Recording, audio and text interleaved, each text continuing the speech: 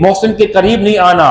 दुनिया में इसने हमारी हिफाजत की थी, इसने कलमे की हिफाजत की थी, इसने नमाज की हिफाजत की थी, इसने रोजे की हिफाजत की थी, इसने सदकात और ज़कात की हिफाजत की थी।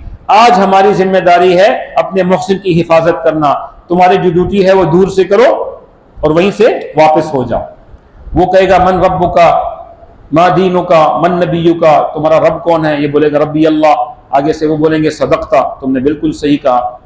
फिर बोलेंगे कि दीनी अल इस्लाम, मेरा दीन इस्लाम है। वो बोलेंगे सदकता, तुमने सच कहा। फिर वो बोलेंगे कि मन नबीयु का, ये बोलेगा नबी मोहम्मद रसूलुल्लाह सल्लल्लाहु अलैहि वसल्लम। वो बोलेंगे सदकता।